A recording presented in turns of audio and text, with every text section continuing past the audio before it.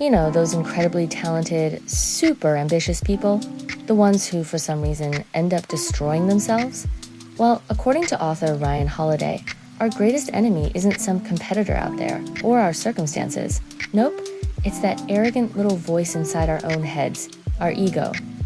I mean, really think about it. Have you ever seen this happen? Someone who has all the potential in the world, maybe someone you even looked up to, who just implodes. It's like they get crushed under the weight of their own ambition. It's a tragic story, and honestly, it's way too common.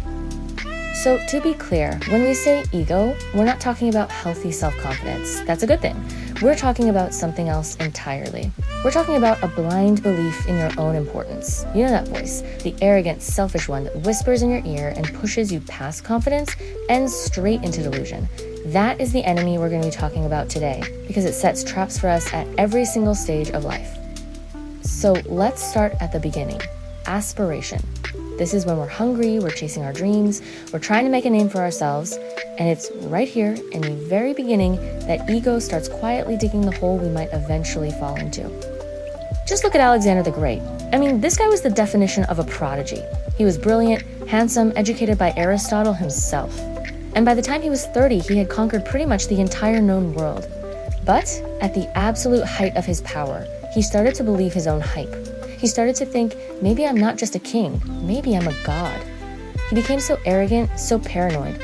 At a banquet one night, his best friend, Clytus, tried to bring him back to earth, saying, Alexander, you're not a god, you're one of us. Well, that little reality check bruised his ego so badly that Alexander grabbed a spear and killed his best friend right there on the spot. He had won countless wars, but in that moment, he lost the war against himself. He died at just 32, conquered by his own ego. Okay, so fast forward 2,000 years. History gives us another brilliant general who finds himself at a similar peak of power. But this time, he makes a very, very different choice. His name was William Tecumseh Sherman, a hero of the American Civil War. After leading his famous march to the sea, he was the most popular man in the country. Everyone was chanting for him to run for president. The job was literally his for the taking. And what did he do? He said no. He famously declared, I will not accept if nominated and will not serve if elected. He knew that the voice inside him craving that power, that glory, that wasn't his true self. That was his ego. He chose to conquer himself instead of the nation. And for that, he earned a legacy of respect that lasts to this day. And right here, you can see the two paths laid bare. Two incredible generals, two completely different fates. You can be an Alexander and conquer the entire world only to be defeated by what's inside you. Or you can be a Sherman and understand that the greatest victory you'll ever win is the one over yourself. It really boils down to the battle between wanting to be somebody versus wanting to do something. And that brings us to this absolutely perfect quote from Ryan Holiday.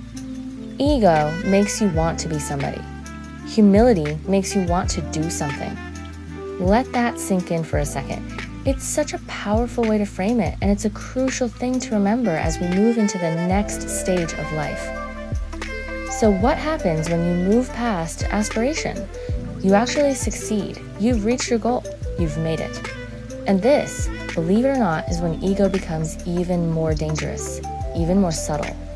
Welcome to the illusion of success. And you know, for a perfect modern example, we don't need to look any further than the author of the book himself. Ryan Holiday's own rise was, well, insane. He drops out of college at 19, he's the marketing director for a huge brand like American Apparel at 21, and by 25, he's a best-selling author, a boy genius.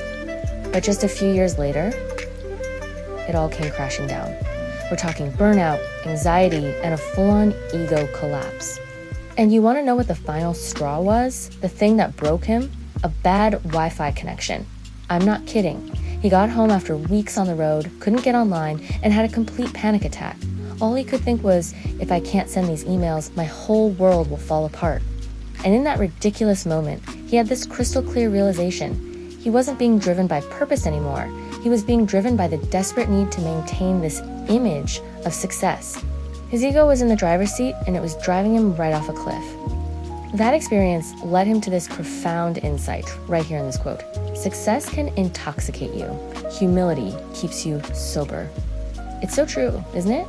He'd gotten drunk on his own success, and it almost destroyed everything. Now let's contrast that with someone who understood this danger from the very beginning, the legendary NFL coach Bill Walsh. He took over the San Francisco 49ers when they were one of the worst teams in the league and turned them into a championship dynasty. How? He taught them one simple, powerful rule. Don't pursue winning, pursue perfection. See, Walsh knew that focusing on the result, the win, the trophy, the glory, that just feeds your ego. But if you focus on the process, on doing every single little thing right, that keeps you humble, that keeps you grounded. He taught his players, if you just focus on executing your job perfectly, the score will take care of itself. And well, it did. And that brings us to the third and maybe the toughest stage of all, the choice in failure. Because look, failure is going to happen to all of us. It's inevitable. And when it does, ego plays its most vicious trick yet. It tries to stop you from ever getting back up. To really get this, we have to talk about one of the book's best ideas, alive time or dead time. The concept is so simple but so powerful. Failure is a given. It's going to happen. But what you do with the time you spend in that failure, that's a choice. Is it going to be dead time, where you just wallow in self-pity and blame everyone else? Or are you going to make it a lifetime, a period for learning, for growing, for getting stronger? Let's look at two incredible examples of this. On one side, you have Howard Hughes, the poster child for dead time. He was a true genius, but he was so consumed by his fear of failure, so ruled by his ego, that he locked himself away from the world, became a paranoid recluse, and died all alone. Then, you have Ulysses S. Grant, a perfect example of a lifetime. Here's a guy who was a national hero, but after the war, he ended up bankrupt and was dying of throat cancer. Instead of giving in to despair, he spent his last months writing his memoirs. He turned his failure, his pain, into a final, heroic act to provide for his family. And the lesson from Grant's story is just so beautiful. It's this: the effort is enough. Sometimes victory isn't about the final score. The real victory is in the struggle itself. It's in choosing to make your time, even your hardest time, a lifetime. Grant couldn't beat cancer, no, but he absolutely beat his ego. Okay, so we've looked at aspiration, success, and failure. Through all three stages, what's the one thing that can protect us from the poison of ego? The answer is actually pretty simple, though it's definitely not easy. It's this: always be a student. This whole student mindset thing is a very practical path. First, you've just got to acknowledge that you don't have all the answers. Nobody does. Second, you have to prioritize learning over your ego's need to always be right. Third, and this is a big one, listen more than you speak. And finally, go out and find mentors. Be teachable. Basically, be a sponge, not a rock. It really all comes down to these 4 powerful words from Ryan Holiday. Be a student always. It doesn't matter how much you accomplish or how much you think you know. There is always, always more to learn. This is the mindset that will keep your ego in its place. And so that brings the question back to you, to all of us really. After hearing all this, you have to ask yourself, are you controlling your ego or is it controlling you? Because at every stage of your life, with every challenge you ever face, you have to remember this one unchanging truth. Ego is the enemy, always. The real fight isn't whether or not you'll have to face it. You will. The real fight is how you choose to battle it every single day.